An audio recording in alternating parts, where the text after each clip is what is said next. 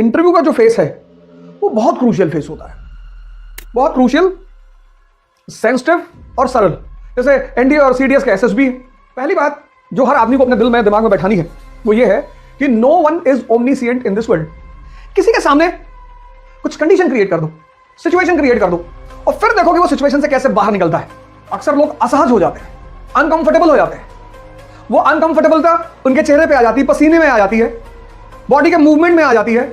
जितने भी लोग इंटरव्यू देने जा रहे हैं उनको सबसे पहली चीज जो अपने दिमाग में बैठानी वो यही है।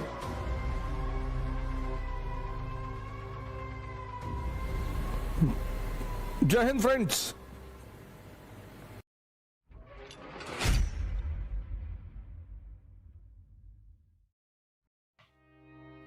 जय हिंद फ्रेंड्स।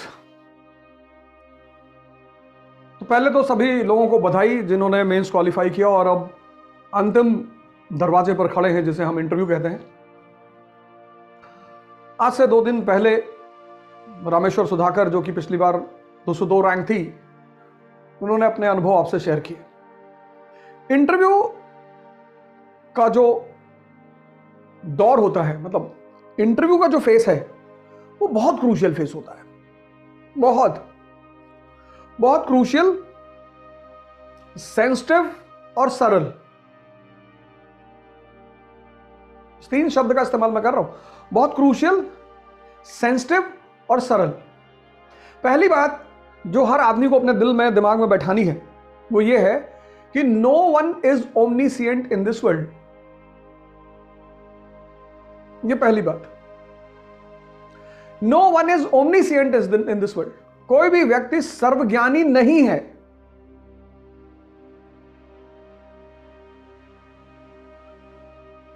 नहीं है। इसका मतलब यह है कि जो इंटरव्यू है आईएएस का, उसका अपना एक कोई दायरा होगा, कोई बॉर्डर होगा, कोई फेंसिंग होगी और उस फेंस के बीच में वो इंटरव्यू चलता होगा। जैसे एनडीए और सीडीएस का एसएसबी, वो एक अलग चीज है। एसएससी सीजीएल का इंटरव्यू एक अलग चीज है। रेलवे बोर्ड का इंटरव्यू एक अलग चीज है। ऐसे आईएएस का भी इंटरव्यू एक अलग एस्पेक्ट है। जितने भी लोग इंटरव्यू देने जा रहे हैं उनको सबसे पहली चीज जो अपने दिमाग में बैठानी वो यही है कि no one is omniscient.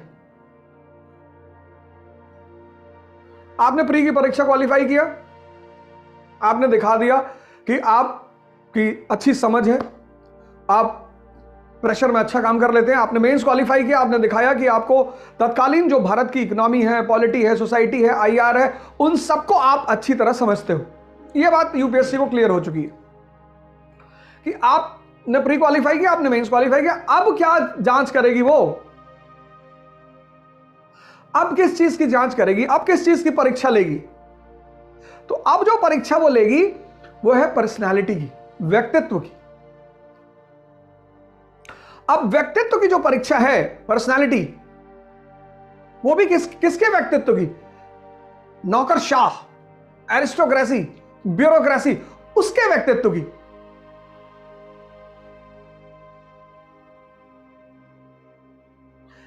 IAS का इंटरव्यू किसकी परीक्षा? व्यक्तित्व, पर्सनालिटी। किसका पर्सनालिटी? ब्यूरोक्रेट्स की। तो पहला पहलू क्या होगा? पहला पहलू यह होगा कि जो ब्यूरोक्रेट होगा वो जिस दौर से भी गुजरा होगा उसको अपने उस दौर के सामान्य जानकारियां निश्चित तौर पर होंगी। व्यक्तित्व का पहला पहलू, जैसे फॉर एग्जांपल आपका फॉर्म है डैफ, जिसको मैं बार बार डाटा एनालिसिस ही कहता हूं। वो बार बार कहते हैं आप डिटेल्ड एप्लीकेशन क्यों नहीं बोलते? मैं तो डाटा एनालिसिस ही बोलता हूं, डाटा एनालिसिस फॉर्म। जितना डाटा आपने दे रखा है, आपके स्कूल का नाम है स्वामी दयानंद सरस्वती इंटर कॉलेज। कौन है दयानंद सरस्वती जी? 12 साल 14 साल आप एक स्कूल में पढ़े, वो आपके स्कूल का नाम था, और आपको स्वामी दयानंद सरस्वती जी के बारे में कुछ पता ही नहीं। क्या भूमिका है उनकी भारत के आधुनिक इतिहास में?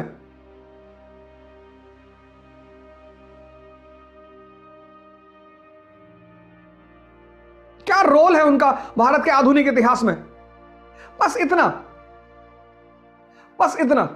कौन है, उनकी भूमिका क्या है, उनका दर्शन क्या है, उनका उद्देश्य क्या है, बस इतना, इससे ज्यादा नहीं, क्योंकि कोई भी व्यक्ति सर्वज्ञानी नहीं है।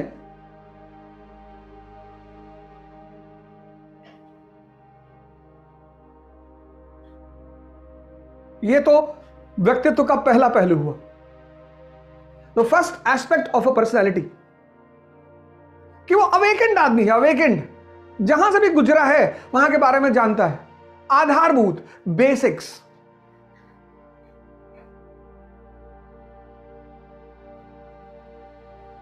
ये ब्यूरोक्रेट की पर्सनालिटी का पहला हिस्सा है। इसलिए आप सबसे पहला काम करें कि आपने डैफ में जितनी भी इंफॉर्मेशन दी है, पहली तो वो सारी सही होनी चाहिए। फिर उस इंफॉर्मेशन की आधारभूत आपको जानकारी होनी ही चाहिए। यह पहला पहलू, अवेकन पर्सनालिटी का पहला पहलू, ब्यूरोक्रेट की पर्सनालिटी का पहला पहलू, कि उसने कुतुब मीनार देखा तो सिर्फ बिल्डिंग नहीं देखी, उसको पता है किसने बनवाया है, उसको पता है इसका स्पेशल फीचर क्या है, क्यों बनवाया था, बस।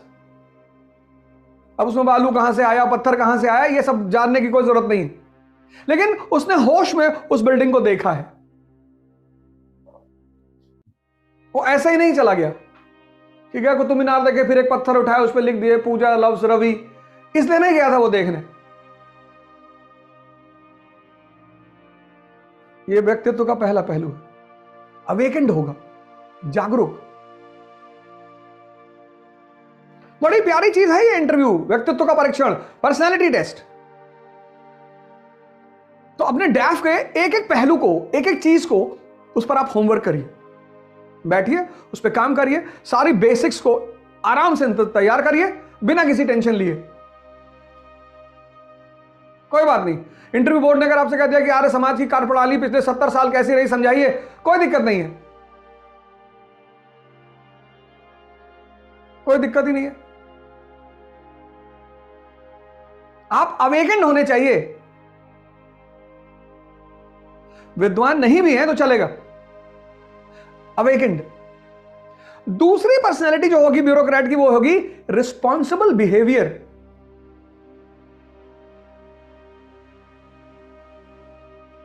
जिम्मेदार व्यवहार, रिस्पॉन्सिबल बिहेवियर, मतलब यूक्रेन रशिया वॉर, पता है उसको क्या, क्यों, कैसे,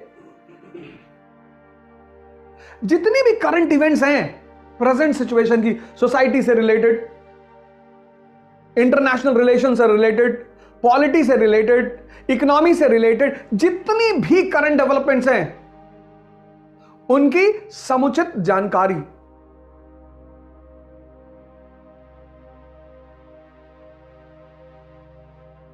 वो ये नहीं कह सकता कि साहब हमको तो नहीं पता साहब जेलेंस्की कौन है,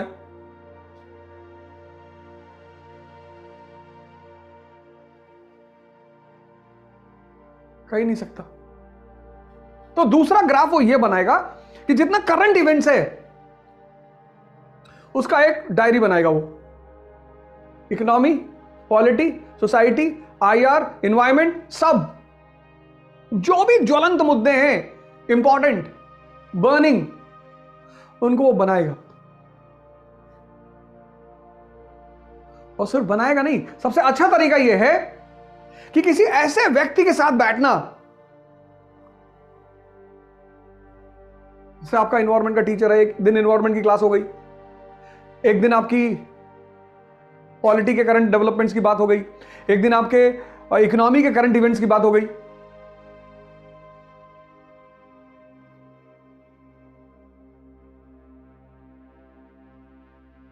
डिबेट और डिस्कशन और झगड़ा तीन अलग अलग बातें हैं।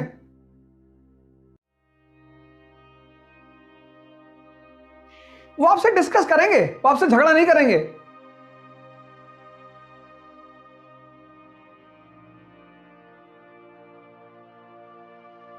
तो पहला पहलू जागरूक होना चाहिए। दूसरा रिस्पॉन्सिबल बिहेवियर, ऐसा नहीं है कि चारों तरफ आग लगी है, बारिश हो रही है, पता ही नहीं।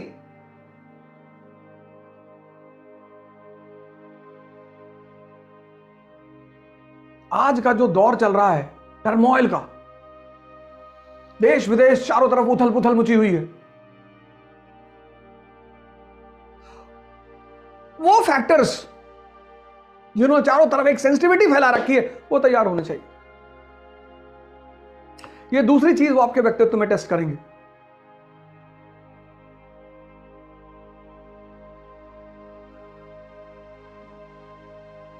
हो सकता है वो आपके एकेडमिक बैकग्राउंड पे चले आए कि आपने एमए किया है फिलॉसफी में, हो सकता है फिलॉसफी आपका ऑप्शनल ना हो। अब मास्टर्स डिग्री आपने ले रखी फिलॉसफी में, एमए इन फिलॉसफी, और आपका ऑप्शनल है पब्लिक एडमिनिस्ट्रेशन। तो जिस आदमी ने मास्टर्स डिग्री ले रखी है, अगर उसको वेस्टर्न और इंडियन फिलॉसफी में फर्क नहीं पता, तो खाक एमए किया। दर्शन और फिलॉसफी, इन दोनों शब्दों में अंतर ही नहीं पता।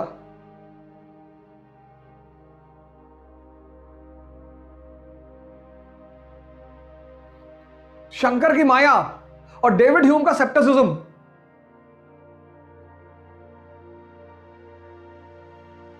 शंकर की माया, माया का सिद्धांत, और डेविड ह्यूम का सेप्टिसिज्म।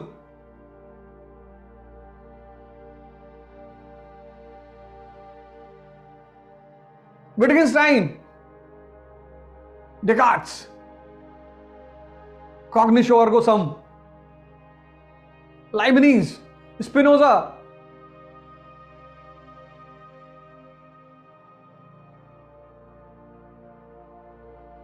सांख्य, महावीर, बुद्ध, वैशेषिक,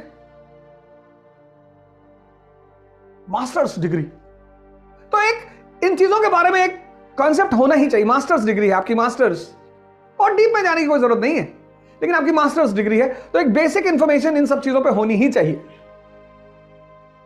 कि आपने पढ़ाई की है। तो पहली चीज, आपके अंदर अवेकनिंग है, आप अवेकेंड इस किस्म के इंसान हैं। आप किसी चीज को देखते हैं तो उसको जानने की कोशिश भी करते हैं,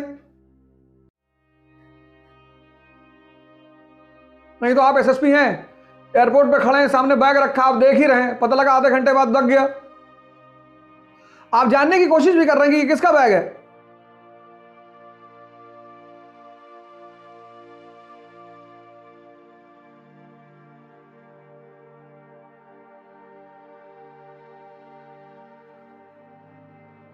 दो चीज हो गई।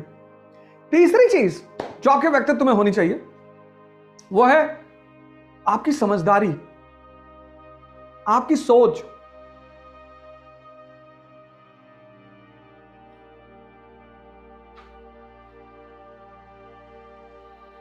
और वो चीज निकल कर आएगी ओपिनियन बेस्ड सवालों पे। बड़े प्यारे सवाल होते हैं, इन पे तो इनकार किया ही नहीं जा सकता। उन्होंने आपसे पूछ लिया विटगेन्स्टाइन के बारे में, आपने कहा साहब इस वक्त तो साहब सर याद नहीं है sir, I am unable to recall sir, but I find out sir. पर ओपिनियन बेस्ड जो क्वेश्चन होते हैं, ओपिनियन,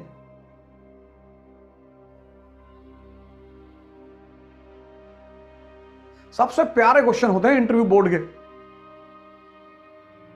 और ओपिनियन बेस्ड क्वेश्चनों पर अगर आपने बोर्ड को संतुष्ट कर दिया तो इंटरव्यू आपका। क्योंकि वो लोग जो आपके सामने बैठे हैं, सेवा कर चुके हैं, मैच्योर हैं, अगर वो आपके जवाबों से सहमत हो गए, बड़ी बात है।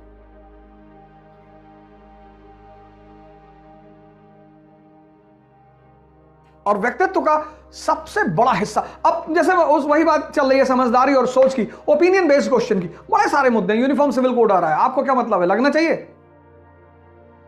आपकी क्या राय है?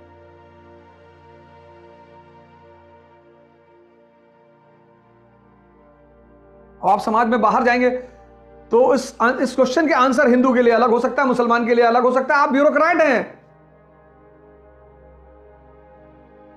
आपको देश चलाना है। आपको ना तो हिंदू को खुश रखना है, ना मुसलमान को खुश रखना है, ना दोनों को दुखी रखना है, आपको देश चलाना है।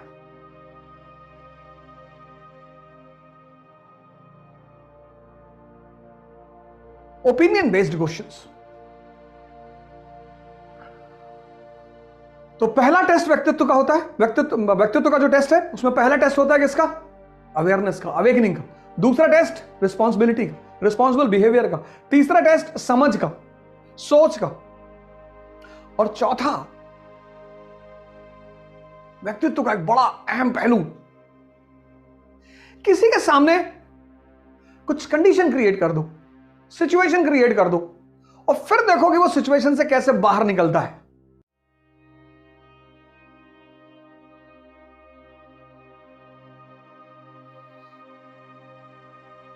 अक्सर लोग असहज हो जाते हैं, अनकंफर्टेबल हो जाते हैं।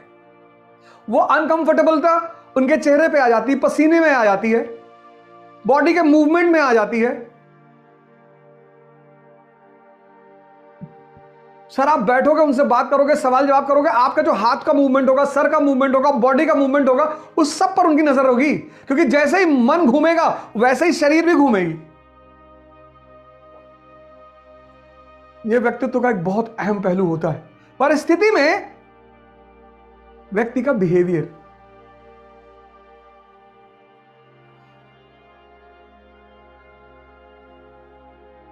ये चार पहलू हैं व्यक्तित्व के जिनका आपका जांच होगा।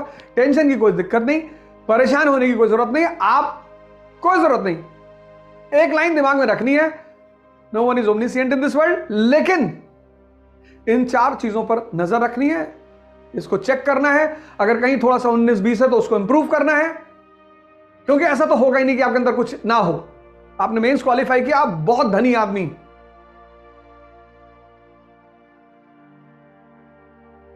आईएएस का मेंस क्वालिफाई करना ही बहुत बड़ी उपलब्धि है दुनिया में, भारत में नहीं, दुनिया में। और पहली बार इकरा इंटरव्यू गाइडेंस का प्रोग्राम करने जा रही है। अब इस गाइडेंस प्रोग्राम में हमारी आपसे मुलाकात होगी, पर्सनालिटी को लेकर, व्यक्तित्व के इन चार पहलुओं को चेक को लेकर। मॉक इंटरव्यूज होंगे by retired IAS officers, senior faculties.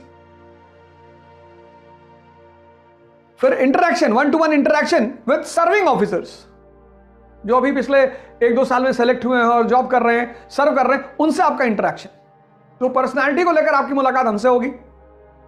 Mock interviews में आपको सीनियर ऑफिसर्स मिलेंगे, रिटायर्ड ऑफिसर्स मिलेंगे, सीनियर फैकल्टीज मिलेंगी, और इंटरैक्शन में आपको मिलेंगे सर्विंग ऑफिसर्स। पुणे में इसकी पहली डेट है 28 दिसंबर 2022। ये 28 दिसंबर पुणे में इकरा के ऑफिस पे 28 दिसंबर 2022 को इसका सेशन होगा। मैं आपको पुणे में मिलूंगा 28 दिसंबर को। दिल्ली में 22 and 29 January, JP Siddharth hotel Delhi. पहला सेशन होगा 22, 29 जनवरी 2023। फिर दूसरा सेशन होगा 12 एंड 19 फरवरी 2023, जेपी सिद्धार्थ, वो पूसा रोड पे होटल है जेपी सिद्धार्थ। तो 28 दिसंबर पुणे में सेशन होगा पहला। फिर 22 जनवरी, 29 जनवरी दिल्ली में सेशन होगा, जेपी सिद्धार्थ पूसा रोड। 12 और 19 फरवरी जेपी सिद्धार्थ दिल्ली में सेशन होगा।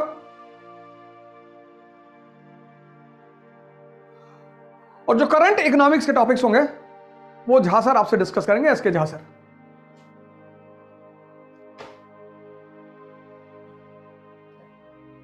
तो आशा करता हूं हमारी सबकी मुलाकात होगी पुणे में भी और दिल्ली में, और एक अच्छी सी रूपरेखा बनाइए, एक अच्छा प्लान बनाइए, क्योंकि अब ये दरवाजा खुलने ही वाला है। इसके लिए आपको एक छोटी सी फॉर्मल प्रक्रिया करनी पड़ेगी। इकरा में ऑनलाइन रजिस्ट्रेशन करा लीजिए। जो भी लोग पुणे में मिलना चाहते हैं, दिल्ली में मिलना चाहते हैं, वो सारे लोग ऑनलाइन रजिस्टर करा लें, और ये पूरा प्रोग्राम फ्री है, इसकी कोई फीस नहीं है, ये पूरा प्रोग्राम फ्री है। लेकिन आपको प्रोग्राम में आने से पहले ऑनलाइन रजिस्टर कराना पड़ेगा, रजिस्ट्रेशन कराना पड़ेगा इकरा की ऑफिशियल वेबसाइट पे। एक बार फिर से आपको congratulations, best of luck, thank you, जय हिंद।